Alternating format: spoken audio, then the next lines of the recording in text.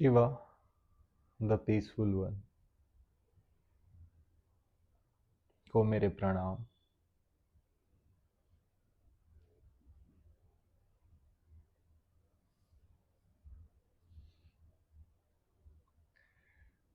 जो शिवा का कंट्रीब्यूशन है ह्यूमैनिटी में, जो सबसे बड़ी अचीवमेंट रही है शिवा की, वो थी धर्म की विस्थापना, द एस्टेब्लिशमेंट ऑफ धर्म ऑन अर्थ। म्यूजिक भी है, डांस भी है, मेडिसिन भी है, बहुत सारी चीज़ें, बट जो सबसे बड़ी अचीवमेंट थी वो था धर्म को धरती पे उतारना। शिवा को आए तो 7,000 साल हो गए। बीच में काफ़ी सारे धर्म आए हैं। बुद्धिज्म भी आया, जैनिज्म, नाथ आए, पुराणिक आया, काफ़ी सारे धर्म बीच में आए गए, बट शिवा आज भी है। एक अंडरफ्लोइंग रिवर की तरह वो चलते गए, उनका धर्म बहता गया। ऊपर की लेयर में अलग अलग धर्म आए गए, बट शिवा ने जो धर्म की स्थापना की थी वो आज भी है। शैव धर्म अभी भी है और वो कभी ख़त्म भी नहीं होगा,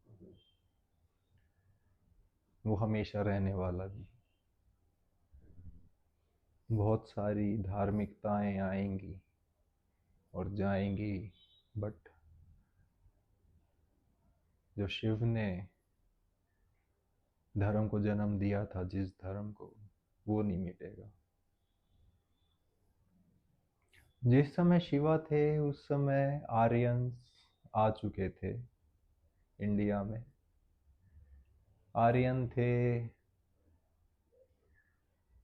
जो ईस्टर्न यूरोप के लोग थे, या फिर नॉर्थ वेस्टर्न एशिया के लोग थे। वो आर्यंस थे, वो आ चुके थे इंडिया में। कुछ अभी आ रहे थे और बाकी आने भी वाले थे, और वो अपने आप को नोबल समझते थे, सुपीरियर समझते थे, गॉड्स समझते थे, क्योंकि बायोलॉजिकली वो स्ट्रॉन्ग थे यहाँ के लोगों से। लंबे थे, हट्टे कट्टे थे, रोबस्ट थे। जर्मन्स आज भी देखे होंगे, हिटलर की पूरी आइडियोलॉजी, पूरा वर्ल्ड वॉर इसी बात पे था कि we are the perfect race, we are the perfect Aryans, purest race. तो ये आज से नहीं, 7,000 साल पुरानी चीज है। और ऋग्वेद आर्यंस का ही था। तो जर्मन जब प्रोक्लेम करते हैं कि वेद हमारे हैं, तो इट इज ट्रू। तो आर्यन जब यहाँ पे थे तो उन्होंने, जो आर्यन रिलीजन था, वो एक्चुअल में कोई रिलीजन नहीं था एज सच। मैंने बताया था कि हिल होते थे, गोत्र होते थे, पहाड़ियाँ होती थी, उनका एक ऋषि होता था। ऋषि के अपने व्यूज होते थे, उसका कोई सोशल कंडक्ट के रूल्स होते थे, अपने व्यूज होते थे। एक पहाड़ी के रूल्स अलग होते थे, दूसरे के अलग होते थे। और जियोलॉजिकल सेंटिमेंट्स थे उनमें, कि मैं इस पहाड़ी का, मैं उस पहाड़ी का। फिर उनके सोशल सेंटिमेंट्स थे उनमें, कि मेरे ऋषि के ये व्यू हैं, ये कॉन्सेप्ट हैं, हम ऐसे सोसाइटी में। तो आर्यन रिलीजन भी एज सच कोई रिलीजन नहीं था, वो सिर्फ व्यूज थे, कलेक्टिव व्यूज थे ऋषियों के, मुनियों के, सेजिस और स्कॉलर्स के।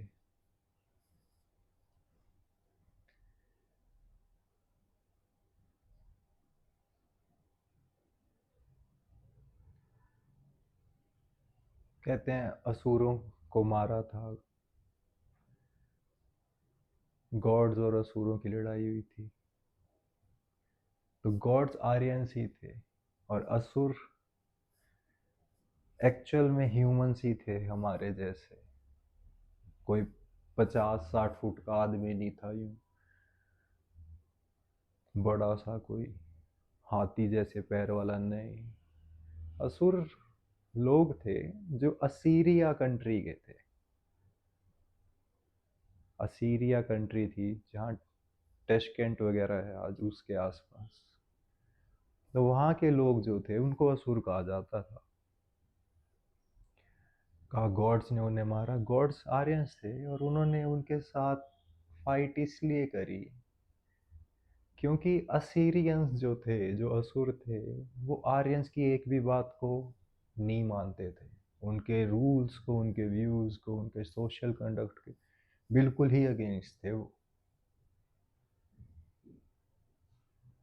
उनको आर्यंस पसंद ही नहीं थे और इस वजह से आर्यंस की लड़ाई थी उनके साथ। But Assyrians also came to Shiva for help. असुर भी आए थे फिर शिवा के पास हेल्प मांगने और शिवा ने हेल्प करी उनकी। हमें दिखता है कि असुर काले से गंदे से आदमी, मोटे बड़े तगड़े असुर ऐसे नहीं थे, नॉर्मल आदमी थे बस। उनके कॉन्सेप्ट आर्यन से अलग थे। तो ये सारे मिथ जो हैं, ये मिथ ही हैं, झूठ हैं सारे। जो कैलेंडर वगैरह में आपने फोटो देखी होंगी, शिवा के आगे असुर खड़े होते हैं और शिवा उनको बूंद दे रहे होते हैं, वरदान दे रहे होते हैं। तो ऐसा जो सबसे बड़ा वरदान शिवा ने असुरों को दिया था वो था उन्हें अपना के, कि तुम भी मेरे हृदय में आमंत्रित हो, मेरे धर्म में तुम्हारे लिए भी पूरी जगह है। आर्यंस से तुम्हारी नहीं बनती वो बात ठीक है, बट शिव के लिए तुम सबकी जगह है। तुम सब बराबर हो शिव के लिए। आर्यंस, नॉन आर्यंस, असुर, मंगोलियंस, जितने भी थे उस समय के लोग। दूसरी तरफ तंत्रा था। ये तो आर्यंस का रिलीजन था, ये कोई रिलीजन था ही नहीं है सच। और तो और जो वेद भी थे, ऋग्वेद के व्यूज यजुर्वेद के व्यूज से अलग थे।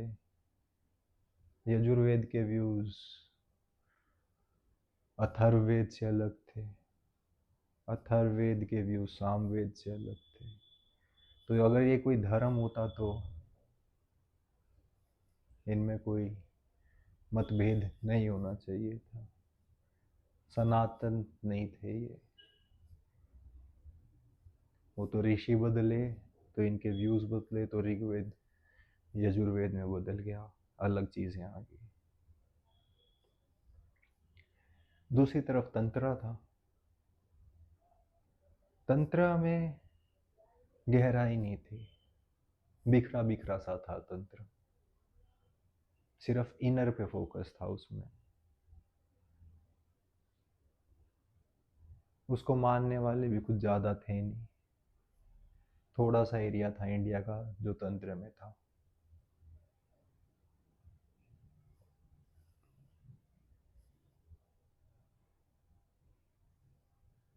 तो शिवा ने उस तंत्र को भी सिस्टमेटिक रूप दिया। उन्होंने जो लोगों की स्पिरिचुअल अर्जेस थी उनको, प्लस जो तंत्र की जितनी भी स्कैटर्ड नॉलेज थी उसको जोड़ा, उसको रेगुलेट किया, हार्मोनाइज किया उन चीज़ों को, और प्रॉपर तांत्रिक रिलीजन बनाया। वो भी शैव धर्म का ही पार्ट था, फिर अलग नहीं था।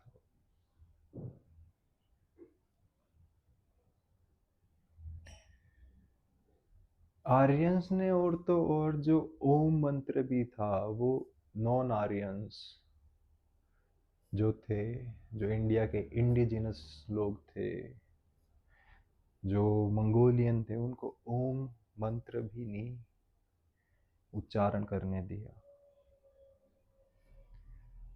थोड़े टाइम बाद तो जब वुमेन, मैंने कहा था मैट्रियार्की का सिस्टम बदल रहा था, तो वुमेन को भी ओम मंत्र पढ़ने की अनुमति नहीं थी बाद में।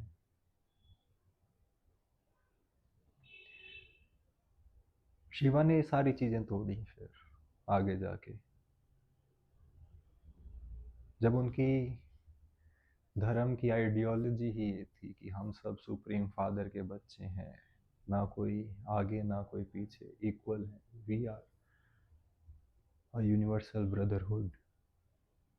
तो औरत, असुर, ये सब उसकी कृपा के इक्वल भागीदार हैं सुप्रीम फादर की। और जब कोई ऐसा धर्म उन्होंने उतार रहा धरती पे, तो उसमें जो एक्सटर्नल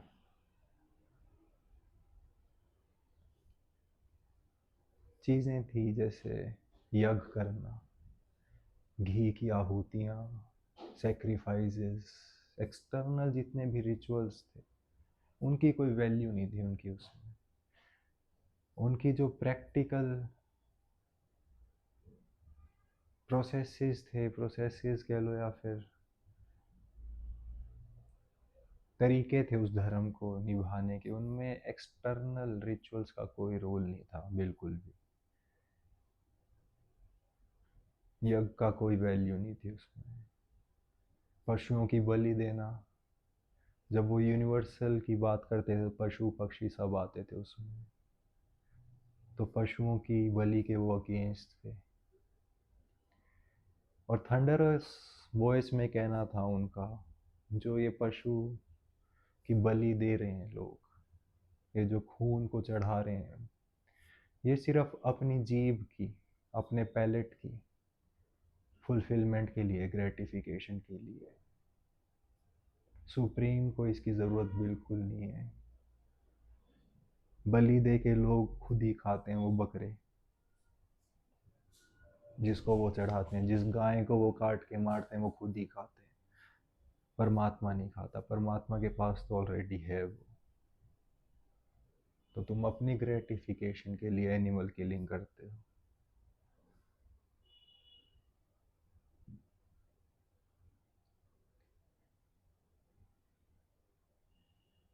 शैव धर्म की जो सबसे खास बात ये भी थी कि it focused not only in the interior but also in the external. तंत्र इंटरनल पे ज़्यादा फोकस करता था, एक्सटर्नल वर्ल्ड पे।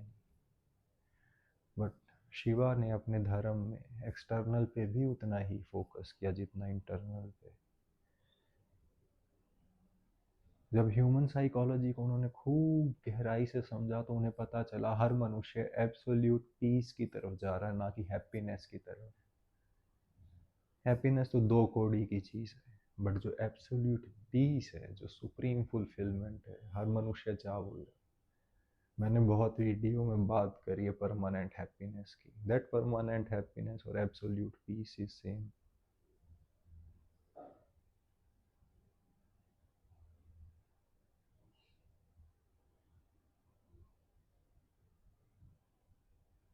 तो उस एब्सोल्यूट हैप्पीनेस को पाने के लिए, उस एब्सोल्यूट पीस को पाने के लिए, आप एक्सटर्नल वर्ल्ड को नहीं रिजेक्ट कर सकते। अगर आपने उसको इग्नोर कर दिया, तो जो पीस आप ढूंढ रहे हो वो भी डिस्टर्ब हो जाएगी। तो शिवा का कहना था, you have to be in the world and still penetrate deep into your mind, into your longing for supreme fulfillment.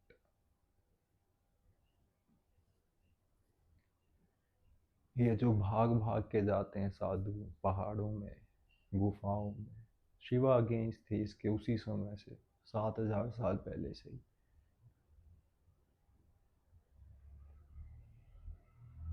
अभी तक लोगों को समझ नहीं आई है ये बात।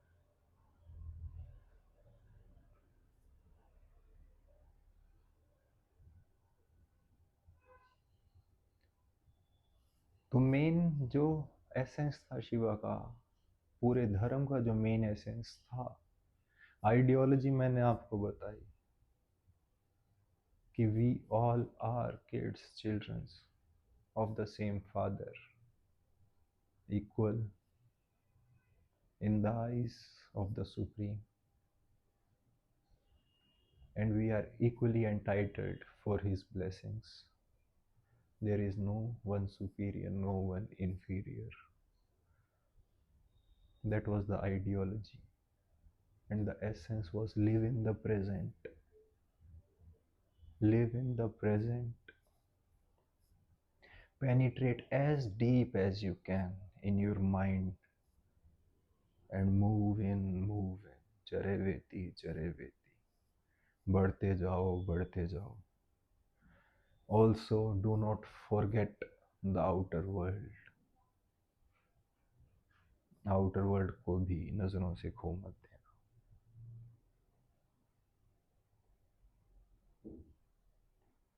आगे की बात कल करें.